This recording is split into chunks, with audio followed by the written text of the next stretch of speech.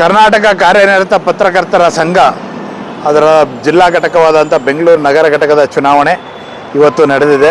ಅದು ನ್ಯಾಯಾಲಯಕ್ಕೆ ಹೋಯಿತು. ನಾನಾ ಕಾರಣಕ್ಕಾಗಿ ನ್ಯಾಯಾಲಯದ ನಿರ್ದೇಶನದ ಮೇರೆಗೆ ಇವತ್ತು ಚುನಾವಣೆಯನ್ನು ನಡೆಸಲಾಗಿದೆ. ಚುನಾವಣೆಯಲ್ಲಿ ಸುಮಾರು 360 ಕಾರ್ಯಕಾರಿ ಸಮಿತಿ ಇಷ್ಟು ಇದಕ್ಕೆ ಸ್ಪರ್ಧೆಯಾಗಿದೆ. ಕಾರ್ಯಕಾರಿ ಸಮಿತಿ 15 ಪೋಸ್ಟ್ಗೆ ಸುಮಾರು 22 ಜನರು ಚುನಾವಣಾ ಸ್ಪರ್ಧಾ ಕಣದಲ್ಲಿದ್ದರು. ಚುನಾವಣೆ ಅತ್ಯಂತ ಯಶಸ್ವಿಯಾಗಿ ನಡೆದಿದೆ.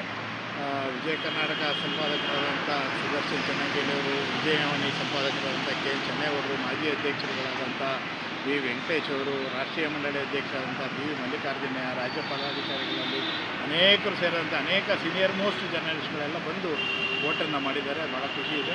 ಚುನಾವಣೆ ಸುಸೂತ್ರವಾಗಿ ನಡೆದಿದೆ. ಈಗ ಕೌಂಟಿಂಗ್ ಕೂಡ ಆಗ್ತಾಯಿದೆ.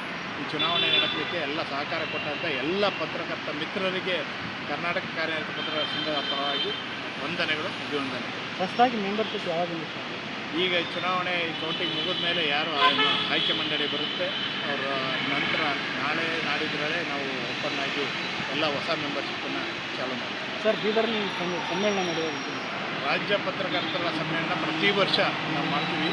ಅದು ಮಾರ್ಚಿಯಲ್ಲಿ ಮಾಡುವಂಥದ್ದು, ಫೆಬ್ರವರಿ ಅಥವಾ ಮಾರ್ಚಿಯಲ್ಲಿ. ಈ ಬಾರಿ ಬೀದರ್ನಲ್ಲಿ ಮಾರ್ಚ್ 28 ಮತ್ತು 29 2 ದಿನಗಳ ಕಾಲ ಬೀದರ್ನಲ್ಲಿ ರಾಜ್ಯ ಪತ್ರಕರ್ತರ ಸಮ್ಮೇಳನ ನಡೀತಾ ಇದೆ.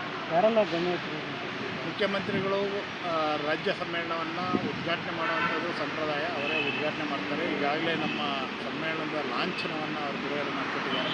ಉಪಮುಖ್ಯಮಂತ್ರಿಗಳು ಬರ್ತಾರೆ, ವಿರೋಧ ಪಕ್ಷದ ನಾಯಕರು ಸೇರಿದಂತೆ ಅನೇಕ ಗಣ್ಯರು ಬರ್ತಾರೆ. ವಿಶೇಷವಾಗಿ ವೃತ್ತಿ ಬಗ್ಗೆ ಅಲ್ಲಿ ಚರ್ಚೆ ಮಾಡುವಂಥದ್ದು.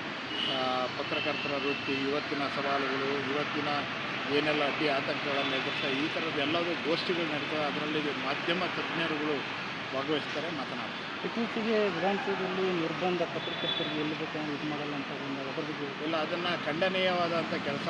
ನಾವು ಈಗಾಗಲೇ ಅದನ್ನು ಖಂಡನೆ ಮಾಡಿದ್ದೇವೆ. ಈ ಥರದ ಮಾಧ್ಯಮ ಸ್ವತಂತ್ರವನ್ನು ಹತ್ತಿಕ್ಕುವಂಥ ಕೆಲಸವನ್ನು ಯಾರೂ ಕೂಡ ಮಾಡಬಾರ್ದು, ಈ ಸರ್ಕಾರ ಕೂಡ ಮಾಡಬಾರ್ದು. ಹಾಗೆ ನಾವು ಕೂಡ ನಮ್ಮ ಮಾಧ್ಯಮ ಲಕ್ಷ್ಮಣ ರೇಖೆ ಏನಿದೆ ಅದನ್ನು ಕೂಡ ನಾವು ದಾಟಬಾರ್ದು. ಎರಡೂ ಇದೆ, ಸಂಬಂಧ ಇದೆ. ಹಾಗಾಗಿ ಇದನ್ನು ಮುಖ್ಯಮಂತ್ರಿಗಳಲ್ಲೂ ಮನವಿ ಮಾಡಿದ್ದೀವಿ, ಅಲ್ಲಿ ಸಂಬಂಧಪಟ್ಟ ಅಧಿಕಾರಿಗಳಲ್ಲಿ ಮನವಿ ಮಾಡಿದ್ದೇವೆ. ಪತ್ರಕರ್ತರು ಅವಿಭಾಜ್ಯ ಅಂಗ. ಹಾಗಾಗಿ ಇದನ್ನು ನೀವೇನು ಅಲ್ಲಿ ಬರಬೇಡಿ, ಇಲ್ಲಿ ಬರಬೇಡಿ, ಈ ಥರದ್ದೆಲ್ಲ ಇದೆ, ಆ ನಿರ್ಬಂಧವನ್ನು ತೆಗೆದುಹಾಕಬೇಕು, ಆದೇಶವನ್ನು ವಾಪಸ್ ಪಡೆಯಬೇಕು ಅಂತ ಆಗ್ರಹ ಮಾಡಿದ್ದೀವಿ. ಶಿವಾನಂತಗಡವರು ರಾಜ್ಯ ಕಾರ್ಯನಿರತ ಪತ್ರಕರ್ತರ ಸಂಘದ ರಾಜ್ಯಾಧ್ಯಕ್ಷರು. Thank you.